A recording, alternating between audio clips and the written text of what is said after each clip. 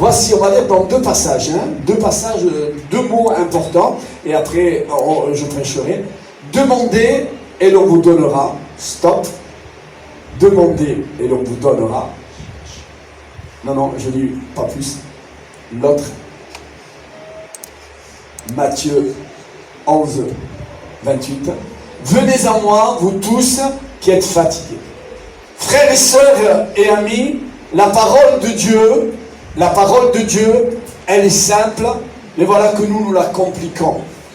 Dieu est attaché à sa parole pour l'accomplir. Mais le Seigneur sait toutes choses, il connaît toutes choses. Il dit que, or, sans la foi, il est impossible de lui être agréable. Pour être agréable au Seigneur, on demande et on le croit. Vous savez, ce témoignage que je l'ai dit souvent, dans un pays d'Afrique, la pluie ne tombait pas souvent, il y avait très peu de récoltes, il y avait très peu de fruits, il y avait très peu de légumes, et parce que la pluie ne tombait pas, et là ils vont faire, ce soir on va faire là-bas au fond, une réunion de prière, on va prier le Seigneur pour que la pluie tombe. Et tous les gens sont partis et sont sortis du village, et ils sont partis là-bas au fond, et se sont tenus en prière, et ont demandé au Seigneur qu'il fasse tomber la pluie. Mais un petit garçon, ayez la foi comme des enfants, et n'empêchez pas les enfants de venir à moi. Soyons pas des adultes en nous approchant du Seigneur, soyons tout simplement des enfants. Demandez, vous recevrez.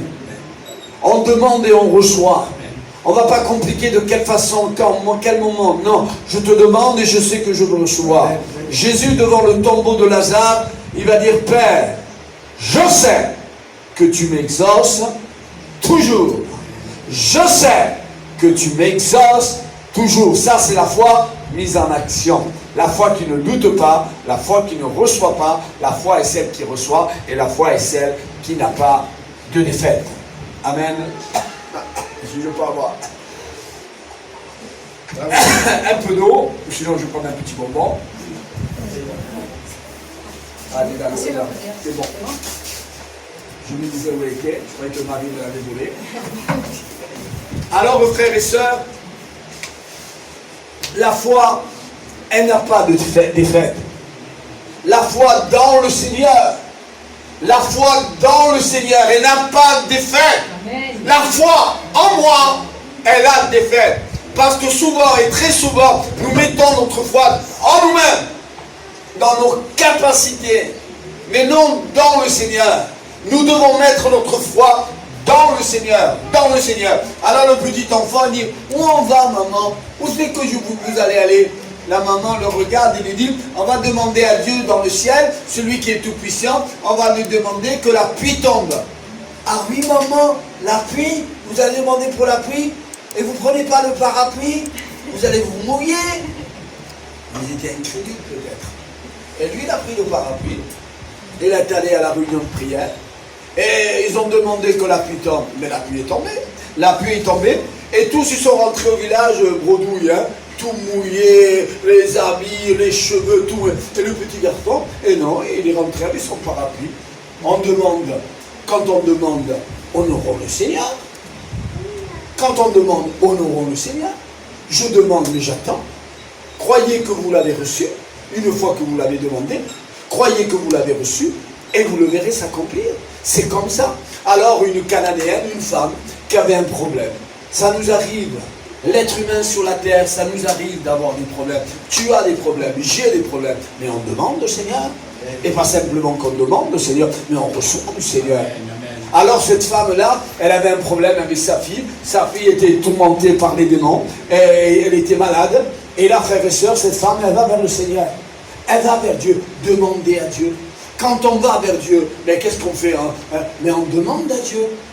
Qu'est-ce que tu as envie réellement de recevoir? Et même si tu te trompes, Seigneur, qu'est-ce que j'ai besoin vraiment?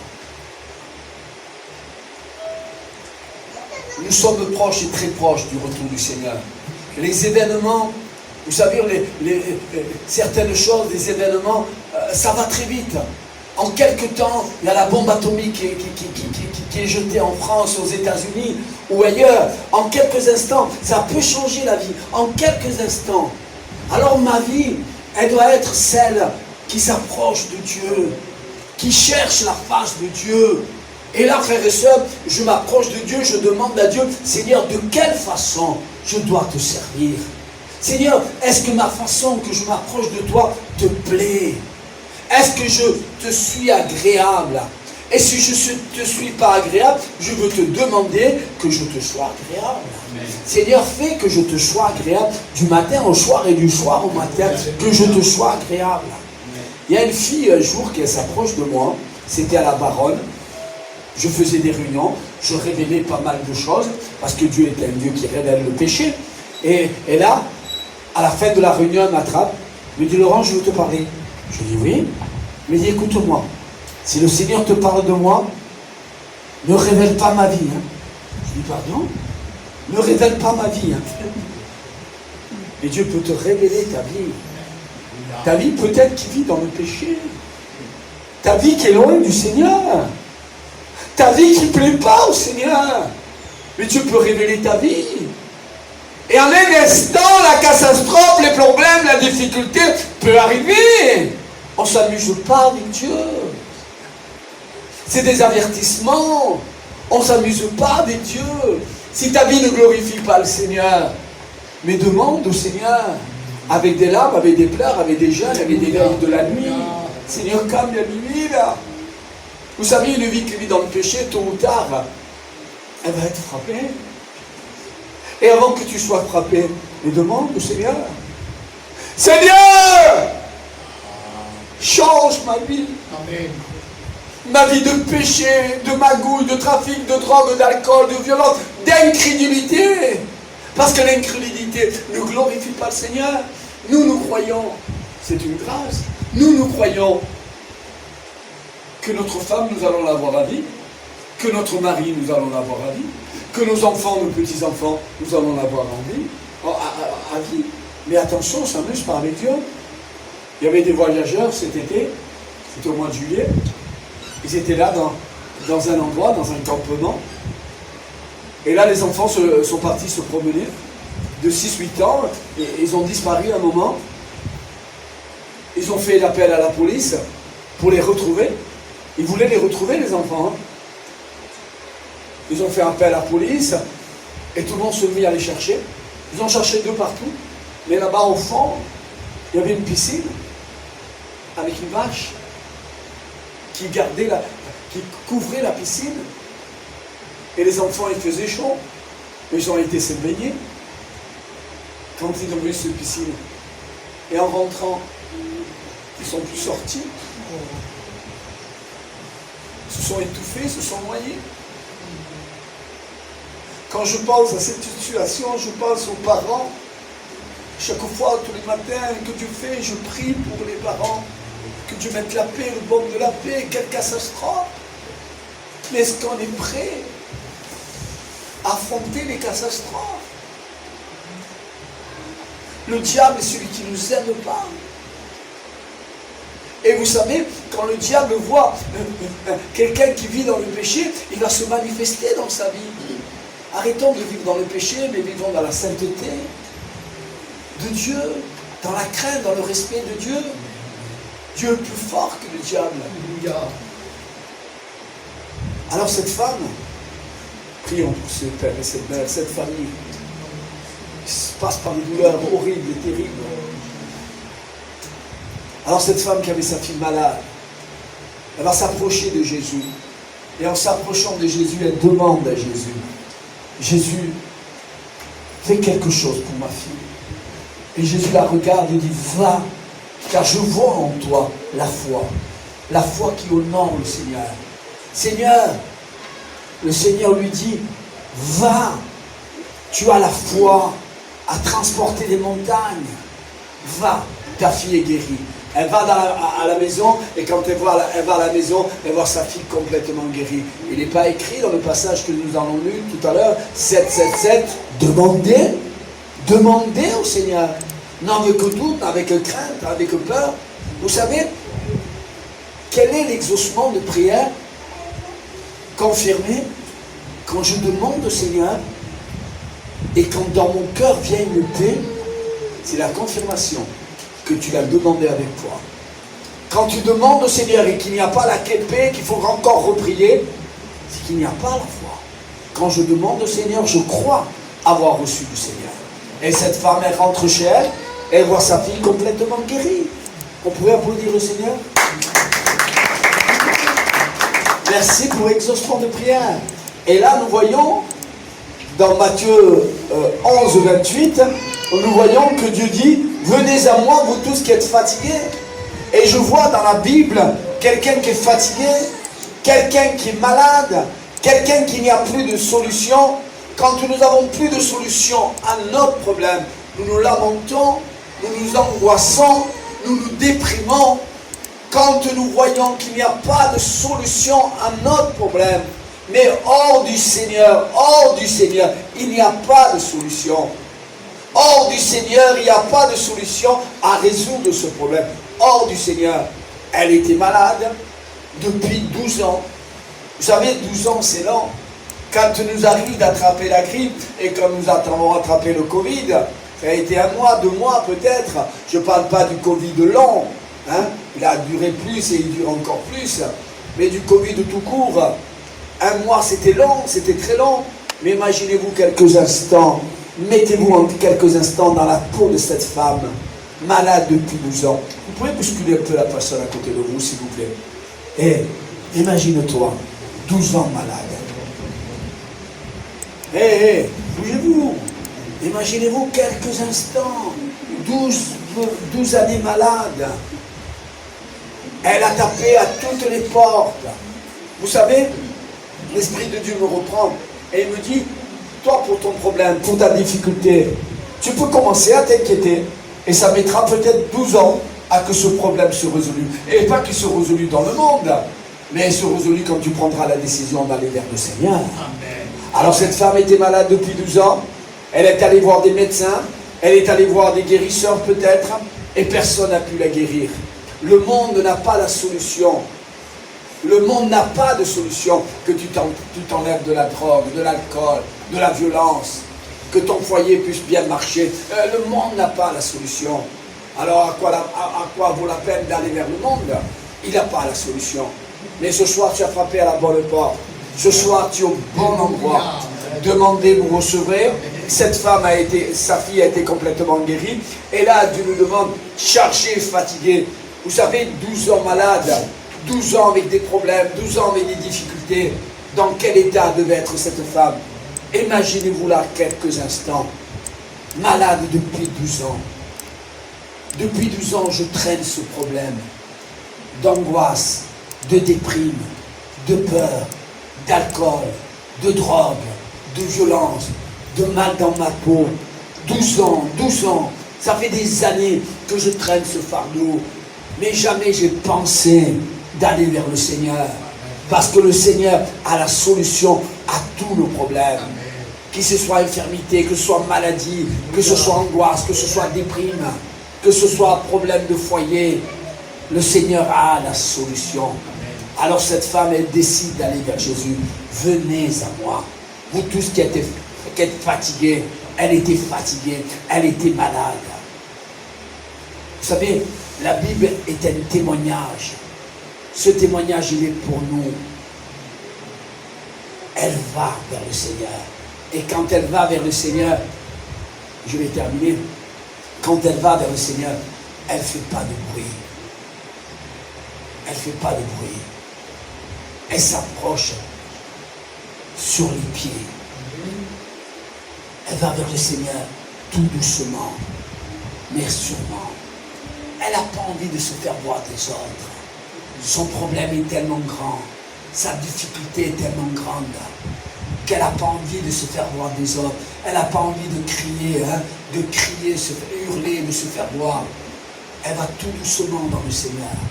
Mais c'est là les hommes et les femmes de Dieu que Dieu appelle. Pas de se faire voir de la galerie, de ne pas se faire voir de la famille, de ne pas se faire voir des gens. Elle voulait toucher le corps du vêtement du Seigneur. Elle voulait toucher de la présence de Dieu. Parce qu'elle savait, au fond d'elle, que son problème ne pouvait être résolu que dans le Seigneur. Ça c'est bon. Hein? Elle se disait en elle-même, si je puis seulement toucher le bord de son vêtement. Elle disait pas son corps, elle disait pas sa tête, elle disait tout simplement le bord de son vêtement.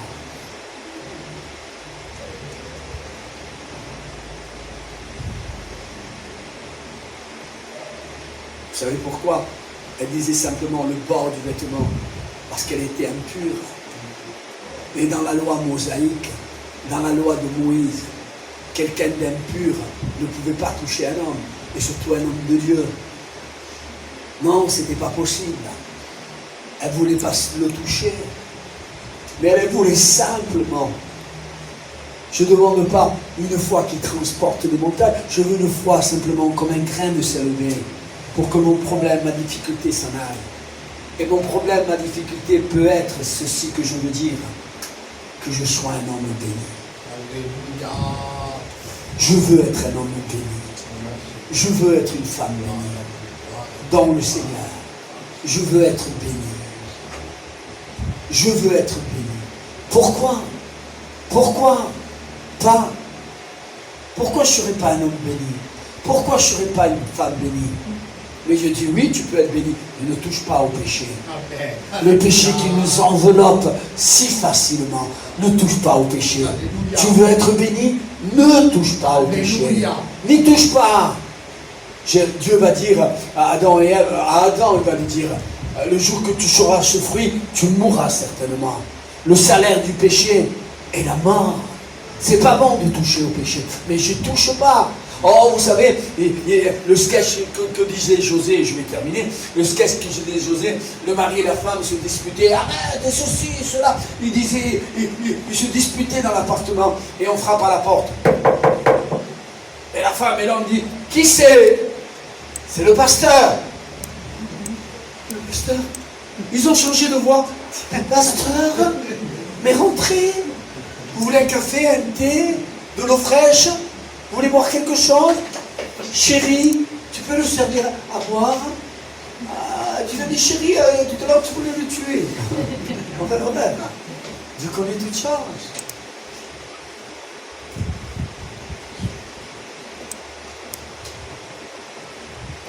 Alors elle s'approche de Jésus.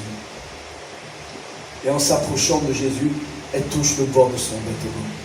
Et en touchant son bord de son vêtement, parce qu'elle a peur, c'est un homme, elle est impure, et plus c'est un homme de Dieu, elle touche le bord de son vêtement. Vous savez, le bord du vêtement du Seigneur, elle le touche tout simplement. Quelque chose de Dieu petit devient grand en toi. Elle est complètement guérie. Complètement. La perte de sang, wow, s'arrête. Elle sent de suite, certainement, un bien-être en elle. Un bien-être en elle. Gabriel me disait tout à l'heure, au commencement de la réunion de 19h, me disait, j'ai mal au pied en ce moment, et ce matin j'avais mal au rein, et je demandais au Seigneur, Seigneur, guéris-moi du pied et guéris-moi des reins. Et le Seigneur l'a guéri du pied, l'a guéri des reins. Demandez, vous recevrez. Et alors on loue le Seigneur. Et alors cette femme, je ne sais pas, Dieu veut m'emmener plus loin avec vous. Qui c'est qui va aller plus loin, vous savez? Alléluia. Ce n'est pas par la force, ni par l'intelligence, mais c'est par le Saint-Esprit.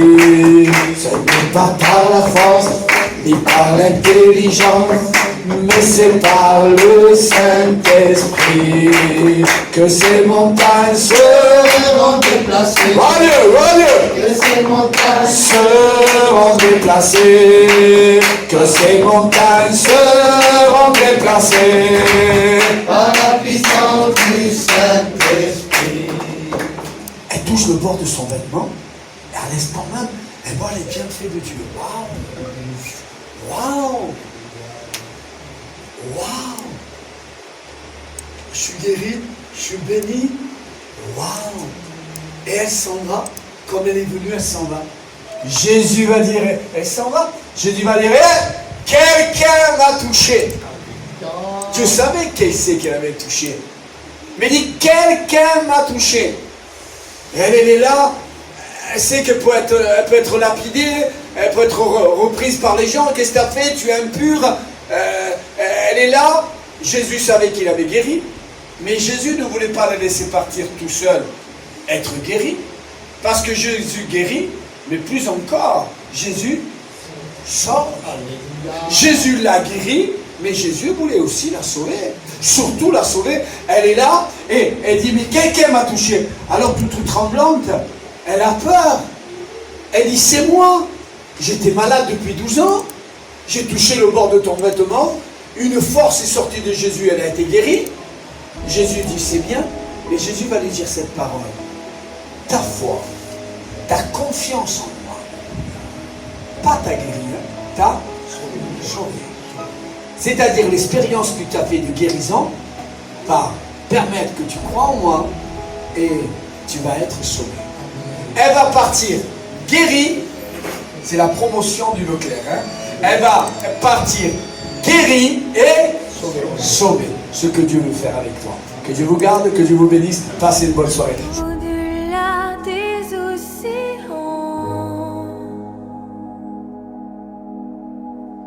tu es venu me chercher. Au-delà de mes tourments, ton amour a triomphé. Montre-moi la splendeur et la beauté qu'il y a à t'obéir de tout cœur, à se confier à ta voix.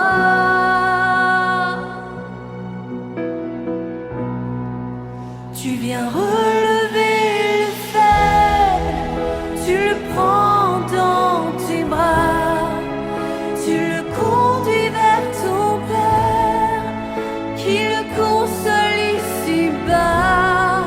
Entends le cri de ma prière, sois mon secours et ma joie.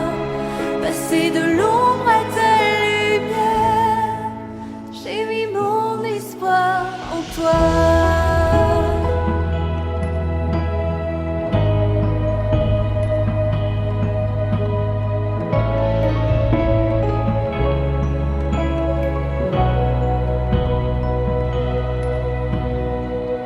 Puisque ma vie passera,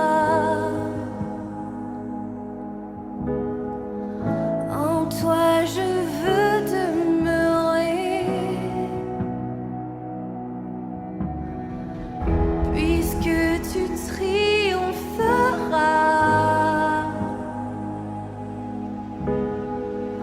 mon cœur en toi veut s'ancrer. Montre-moi la splendeur et la beauté qu'il y a à t'obéir de tout cœur, à se confier à ta voix.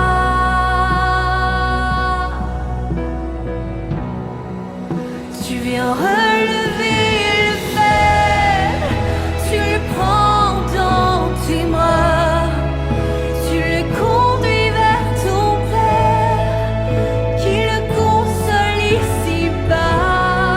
Entends le cri de ma prière, sois mon secours et ma joie. Passer de l'ombre à ta lumière, j'ai mis mon espoir en toi.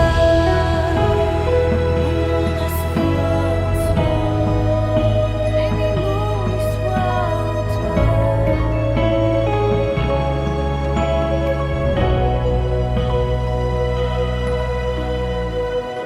Au-delà des océans, tu es venu me chercher.